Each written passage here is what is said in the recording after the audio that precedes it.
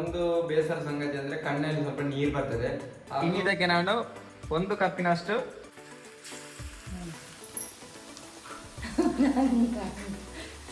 Comment ಮಾಡಿ ಯಾವ ತರದ ರೆಸಿಪಿ ಬೇಕು, ಯಾವ ತರ ತಿಂಡಿ ಮಾಡ್ಬೇಕಂತ ನೀವು ಕಮೆಂಟ್ ಮಾಡಿ. ನಮಸ್ತೆ ಬಂದರೆ ಕೌಶಿ ಟಾಕ್ಸ್ ಚಾನಲ್. ನಮಸ್ತೆ. ವಿಷಯ ಏನಂದ್ರೆ ಇವತ್ತು ನೀವು ತಮ್ಲೈನ್ ಅಲ್ಲಿ ನೋಡಿರ್ಬೋದು, ಇವತ್ತೊಂದು ಸ್ಪೆಷಲ್ ಆಗಿ ಸಂಜೆ ಹೊತ್ತಿಗೆ ತಿಂಡಿ ಮಾಡ್ತಿದ್ದೇವೆ.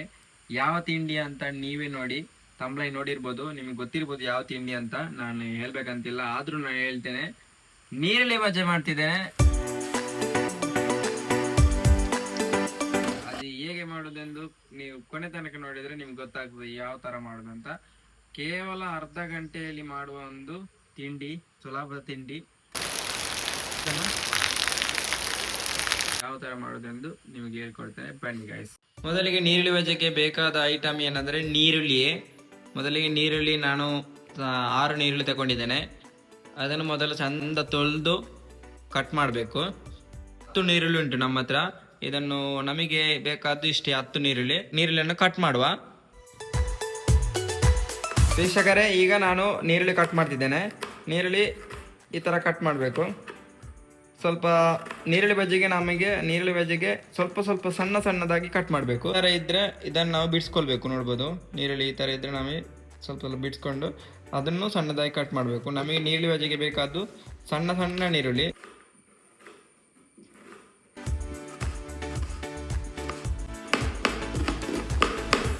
ಈಗ ನೀರುಳ್ಳಿ ಬಜ್ಜಿಗೆ ನನ್ನೊಟ್ಟಿಗೆ ಅಮ್ಮ ಸಹ ಜಾಯಿನ್ ಆಗಿದ್ದಾರೆ. ಅಮ್ಮ ಒಂದು ಹಾಯ್ ಮಾಡಿ ಅಮ್ಮ.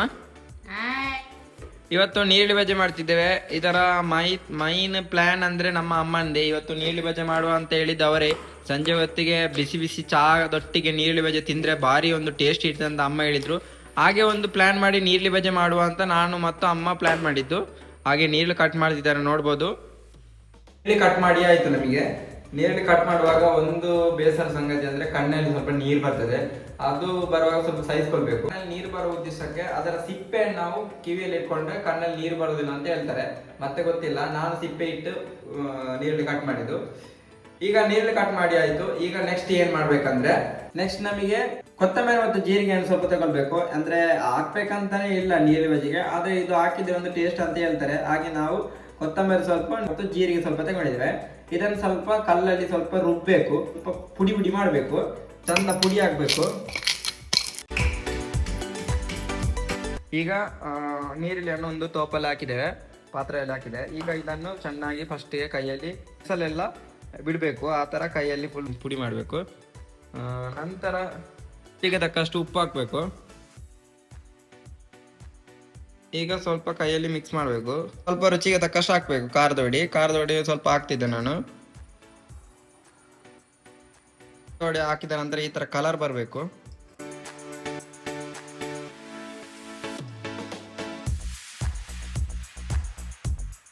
ಈಗ ಹುಡಿ ಮಾಡಿದಂತ ಕೊತ್ತಂಬರಿ ಜೀರಿಗೆಯನ್ನು ನಾವು ಇದಕ್ಕೆ ಮಿಕ್ಸ್ ಮಾಡಬೇಕು. ಆಪ್ಷನಲ್, ಬೇಕಾದ್ರೆ ಹಾಕ್ಬೋದು, ಇಲ್ಲಾದ್ರೆ ಇಲ್ಲ. ಈಗ ಹಾಕ್ತಿದ್ದೇವೆ. ಚಂದ ಕೈಯಲ್ಲಿ ಮಿಕ್ಸ್ ಮಾಡ್ತಿದ್ದೆ, ನೋಡ್ಬೋದು. ಈ ತರ ಕಲರ್ ಬರಬೇಕು. ಗ್ಲಾಸಲ್ಲಿ ಸ್ವಲ್ಪ ನೀರು ತಗೊಂಡಿದ್ದೇನೆ. ಇದು ಜಾಸ್ತಿ ನೀರು ಹಾಕ್ಬಾರ್ದು. ಜಾಸ್ತಿ ನೀರು ಹಾಕಿದ್ರೆ ಅದು ಕಡಲೆ ಇಟ್ಕೊಳ್ಳೋದಿಲ್ಲ, ಅದು ಬಿಡ್ತದೆ. ಹಾಗೆ ನೀರು ಆಗ್ತದೆ. ಹಾಗೆ ಸ್ವಲ್ಪ ನೀರು ಇಟ್ಕೊಂಡು ಇದನ್ನು ಹಾಕ್ತಿದ್ದೇನೆ. ಸ್ವಲ್ಪ ಮಾತ್ರ ಹಾಕ್ತೇನೆ. ನೀರು ಹಾಕಿದ್ಮೇಲೆ ಚಂದ ಕೈಯಲ್ಲಿ ಪುಡಿ ಮಾಡಬೇಕು. ಈ ತರ ಪುಡಿ ಮಾಡಬೇಕು, ನೋಡ್ಬೋದು. ಇನ್ನಿದಕ್ಕೆ ನಾನು 1 ಕಪ್ಪಿನಷ್ಟು ಕಡಲೆ ಹುಡಿ ಹಾಕ್ತಿದ್ದೇನೆ.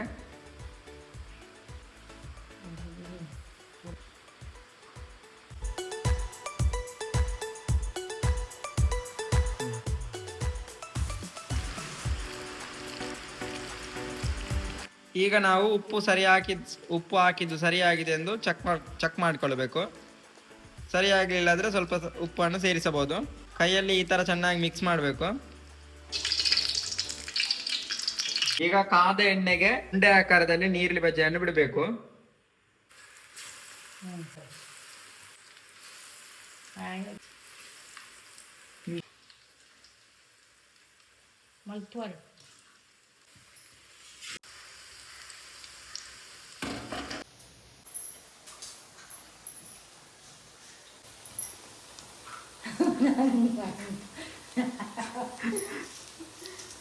ಸೂಪರ್. ಈಗ ನೀರುಳ್ಳಿ ಬಜೆ ಒಂದು ಪ್ಲೇಟ್ ರೆಡಿ ಆಯ್ತು, ಒಂದು ಗ್ಲಾಸ್ ಚಹಾ ಸಹ ರೆಡಿ ಆಯ್ತು. ಸಂಜೆ ಹೊತ್ತಿಗೆ ನೀರುಳ್ಳಿ ಬಜೆ ಚಹಾ ಕುಡಿದ್ರೆ ತುಂಬಾ ಟೇಸ್ಟ್ ಇರುತ್ತೆ. ಈ ತರ ಚಂದ ಬೆಂದಿರ್ಬೇಕು. ವೀಕ್ಷಕರೇ, ಏನಂದ್ರೆ ನಮ್ದು ಫೈನಲ್ ಆಗಿ ಈ ಮಳೆಗಾಲದಲ್ಲಿ ಈ ತರ ನೀರುಳ್ಳಿ ಬಜೆ ಮಾಡಿ ನೀವು ಸಹ ತಿನ್ನಿ, ತುಂಬಾ ಚಂದ ಇರುತ್ತೆ. ಈ ವೆದರ್ಗೆ ಅಂತೂ ಸಖತ್ತಾಗಿರುತ್ತೆ. ಸಂಜೆ ಹೊತ್ತಿಗೆ ನಿಮಗೆ ಹಸಿವಾಗ್ತದೆ, ಹಸಿವಾಗೋದು ಜಾಸ್ತಿ. ಅದಕ್ಕೆ ನೀರುಳ್ಳಿ ಬಜೆ ಮತ್ತು ಚಹಾ ಕುಡಿದ್ರೆ ತುಂಬಾ ಟೇಸ್ಟ್ ಇರುತ್ತೆ. ಅದಕ್ಕೆ ಹಾ, ಹೇಗೆ ಹೇಗೆ ಹೇಗುಂಟು ನೀರುಳ್ಳಿ ಬಜೆ ನಾನು ಮಾಡಿದ್ದು? ಸೂಪರ್ ಅಲ್ಲ?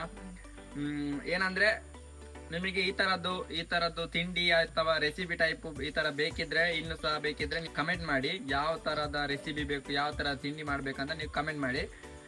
ಈ ತರದ್ದು ರೆಸಿಪಿ ಮತ್ತು ತಿಂಡಿ ನೆಕ್ಸ್ಟ್ ವಿಡಿಯೋದಲ್ಲಿ ಬರ್ತಾ ಇರುತ್ತೆ. ಸಬ್ಸ್ಕ್ರೈಬ್ ಮಾಡಿ ಹಾಗೂ ಸಪೋರ್ಟ್ ಮಾಡಿ. ಸಪೋರ್ಟ್ ಮಾಡಿ. ಹ್ಮ್